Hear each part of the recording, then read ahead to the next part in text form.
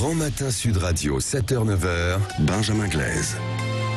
8h43 sur Sud Radio avec, ils sont là, voilà, ils sont arrivés, Guillaume Bigot et Eric Nolot en pleine forme, bien sûr, comme toujours, oui, ça va, oui. Ouais, Incroyable. Une forme qui ne se dément pas. Effectivement. En tout cas, et puis avec vous, bien sûr, 0826 300 300, vous êtes les bienvenus, vous le savez, comme toujours sur Sud Radio, parlons vrai, quel que soit le sujet que vous voulez évoquer, bien sûr, à l'antenne. On va commencer forcément avec cet anniversaire, cette date symbolique du 24 février 2023, 24 février 2022, en l'occurrence, un an depuis cette invasion russe en Ukraine, cette guerre en Ukraine. Eric Nolot, votre édito, tout à l'heure, vous parliez notamment de cette guerre d'Ukraine qui est devenue une guerre des valeurs, une guerre de civilisation. Guillaume Bigot, vous l'avez entendu. Je ne sais pas si vous partagez effectivement ce point de vue un an après le début de ce conflit. Je partage un certain nombre de points. Je partage le constat que la Russie a déchiré le droit international, comme la Grande-Bretagne et les États-Unis l'avaient fait en Irak, en violant la souveraineté d'un État indépendant, au mépris de la Charte des Nations Unies. Je partage le sort cruel qui est celui des Ukrainiens, qui se retrouvent bombardés. Je pense notamment aux populations civiles. Peut-être on aura ce point d'accord aussi de constater que Poutine est arrivé exactement au résultat inverse que ce qu'il escomptait, c'est-à-dire qu'il voulait éloigner l'OTAN de ses frontières et c'était son objectif. Et en réalité là, il y a deux pays clés pour lui que sont la Suède et la Finlande qui rentrent dans l'OTAN. Il voulait rapprocher humainement ce pays frère qu'est l'Ukraine de la Russie. C'est exactement le résultat inverse. Il y a vraiment la naissance d'une nation ukrainienne qui se réalise sous nos yeux. Voilà, tout ça est vrai. Après, je ne rentre pas du tout, on a déjà parlé sur cette antenne, de ce chantage aux valeurs qu'on nous a fait pour chasser Saddam Hussein. Poutine n'est pas sympathique, Saddam Hussein n'était pas sympathique, Bachar el-Assad n'est pas sympathique, Mohamed Kadhafi n'est pas sympathique. Mais les Américains sont des éléphants ignares dans un magasin de porcelaine qui s'appelle le Moyen-Orient, qui s'appelle l'Europe. Ils ne connaissent pas le monde, ils détruisent tout et ils laissent derrière leur passage des ruines fumantes, des trous noirs géopolitiques. Eric Nolot. C'est intéressant cette image des ruines fumantes, parce que les ruines fumantes, c'est plutôt celles que laissent les Russes un peu partout. En se comportant comme des Américains en l'occurrence. En Ukraine. Oui, mais l'Europe s'est fondée après la Seconde Guerre mondiale sur une forme de plus jamais ça. On voulait plus voir d'agression de pays souverains, d'annexion de pays souverains. On voulait plus voir de crimes de guerre. On voulait plus voir de crimes contre l'humanité, surtout sur le sol européen. Et M. Poutine remet tout ça d'actualité. C'est pour ça que je parle de guerre de valeurs et de civilisation. Nous avions, même avec beaucoup d'imperfections, nous avions franchi un pas vers la civilisation. On ne voyait plus ça sur le sol européen, malgré l'épisode déclenché par l'OTAN. Voilà, non mais malgré l'épisode yougoslave. Mais revenons pas sur le passé. Après bombardement d'infrastructures civiles, après dans le détail, une attitude poutinienne de l'OTAN en Serbie. Enfin, là, les crimes de guerre, crimes contre l'humanité, cette pratique absolument mais révoltante Irak, de la déportation d'enfants. Voilà de quoi on parle. Et en effet, tout le monde devant cette situation a été sommé de choisir son camp. Vous l'avez vous-même rappelé, la Suède et la Finlande, qui étaient juste dans une forme de neutralité. On dit bah oui, nous, au nom des valeurs, nous avons choisi notre camp qui est celui de l'Occident contre cette barbarie, non pas russe, mais poutinienne. Il y avait d'autres voies possibles pour la Russie. Monsieur Poutine a choisi la pire. Eh bien, chacun est sommé de se déterminer et tout le monde se détermine. On a entendu le distinguo, effectivement, que vous avez fait, Eric Nolot et Guillaume Bigot. Je vais répondre à ça. D'abord, il est très rare dans l'histoire, et fort heureusement d'ailleurs, qu'on soit face un phénomène comme Hitler, c'est-à-dire le mal absolu, une volonté génocidaire totale, le fait de préférer d'ailleurs exécuter des femmes, des enfants, des vieillards en dépit de ses intérêts stratégiques. Enfin, tout ça a été la folie hitlérienne. Ça a été la folie stalinienne aussi, ça a été la folie de Mao Tse-tung. Vladimir Poutine, c'est tout à fait autre chose. Vladimir Poutine, c'est quelqu'un qui est un impérialiste, c'est quelqu'un qui défend des intérêts stratégiques de manière à tout prix, y compris au prix de la vie humaine, ce que, encore une fois, les États-Unis ont fait en tuant probablement des centaines de milliers de civils en Irak. Donc on a deux puissances qui sont cruelles, qui sont cyniques. C'est la loi du genre. Il ne faut, à mon avis, pas mélanger les genres. À cette occasion, il y a des crimes de guerre qui sont commis. Il y a eu des crimes de guerre au Vietnam, il y a eu des crimes de guerre en Afghanistan, il y a des crimes de guerre aujourd'hui en Ukraine. Les grandes puissances sont malheureusement coutumières du fait. Ça mon avis, ça n'a rien à voir et c'est une confusion mentale totale que de nous ramener encore et toujours à Hitler. Dieu merci, le diable ne ressurgit pas de manière aussi claire et aussi radicale. Vous ramène à Hitler. Deuxième argument, je vous laisse répondre. Le deuxième argument, c'est la bombe nucléaire. C'est-à-dire que quand bien même, à mon avis, Poutine n'est pas Hitler, mais quand bien même il serait Hitler, que fait-on avec Hitler quand Hitler a la bombe nucléaire? Vous ne voulez pas qu'on vous ramène à Hitler, je comprends, parce que ça vous embête. Le parallèle est tellement évident que vous ne savez pas trop comment le défendre. Alors je vais vous ramener à Staline. L'Union soviétique a été baptisée dans un bain de sang ukrainien. L'Union soviétique s'est fondée sur l'extermination de millions d'Ukrainiens et de Russes par la famine, des conditions absolument et de Kazakhs et de l'Holodomor. Et de Géorgiens. La nouvelle Union soviétique que voudrait fonder Monsieur Poutine, parce que c'est ça en réalité, c'est rebâtir en fait une forme d'Union soviétique un peu limitée, parce qu'il y a des pays qui sont partis pour toujours.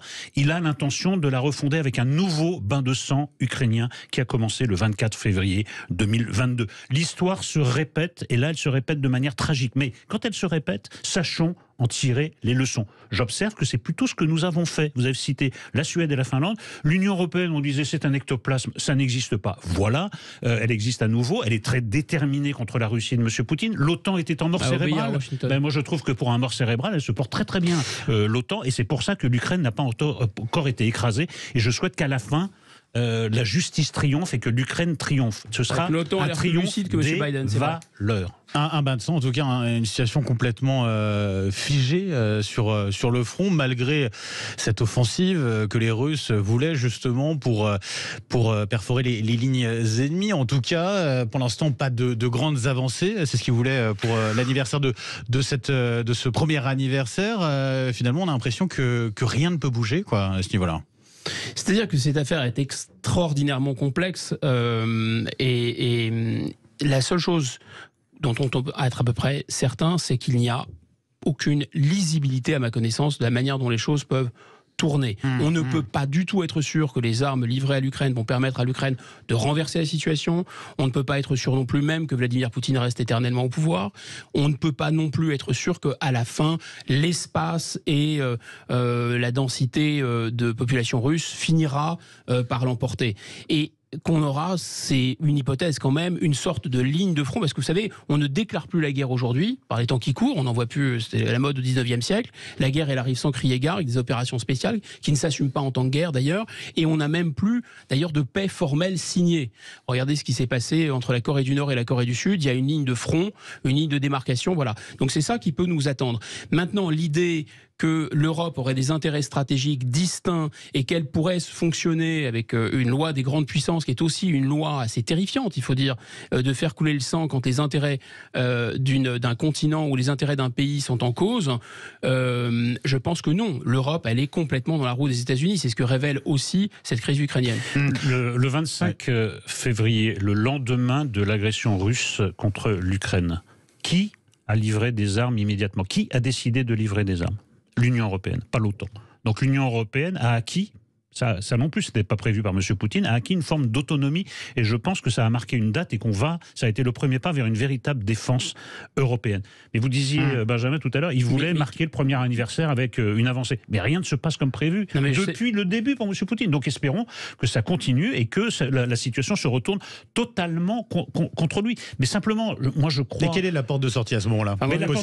La porte de sortie, pour l'instant, elle est très lointaine parce qu'on est encore dans la phase des combats et de toute façon, des deux côtés, du côté ukrainien et du côté russe, il y a des prétentions maximalistes. Moi, je trouve que la situation, c'est encore beaucoup compliqué parce que je trouve que d'un point de vue moral, il est absolument impensable que tous les dirigeants russes ne soient pas traduits devant la Cour pénale internationale ou un tribunal ad hoc spécialement créé. Donc, ça va être un point de négociation encore peut-être plus difficile que la négociation territoriale. Mais pour le moment, ne nous aveuglons pas. Ça va durer. Le front est figé et du côté ukrainien et du côté russe, personne n'est décidé à céder le moindre pouce de terrain ou de la négociation. Pour M. Poutine, c'est normal, puisque son sort est lié à la guerre. S'il perd la guerre, il partira et dans des conditions peut-être effroyables. Mais l'Union européenne a livré des armes, mais quelles très armes? rapidement, Je vais faire l'avocat de l'Ukraine ce matin. Heureusement que c'est pas l'Union européenne qui a livré des armes. Vous savez, c'est l'armée française, c'est la plus forte d'Europe. On a 3 jours de munitions. Heureusement que c'est pas l'Union européenne qui a livré des armes qu'elle n'a pas. Évidemment, qu'est-ce que vous nous racontez? Quant à arrêter Vladimir Poutine, mais allez-y, arrêtez Vladimir Poutine. Il y a aucun problème. Allez-y. Non, mais il faut essayer. Allez-y. Une puissance nucléaire. Messieurs, aucun problème. Le droit et la justice sont du côté de l'Occident. On aura bien compris vos points de vue à ce sujet-là. On poursuit avec un auditeur qui nous a appelé 0826 300 auditeur de Sud Radio. Nous sommes en ligne avec Dominique. Bonjour Dominique. Oui, bonjour. Et bienvenue sur Sud Radio. Je crois que vous vouliez parler d'un tout autre sujet. Oui, tout à fait. Du sujet qui nous anime tous à Saint-Jean-de-Luz. Avec cette enseignante assassinée, absolument. Effectivement. Alors, je vais commencer par dire que je ne suis ni sidéré ni surpris par ce qui s'est passé. Malheureusement, la violence est partout. Le mal-être est partout. Et les derniers événements, Covid, etc., n'ont rien fait pour arranger les choses.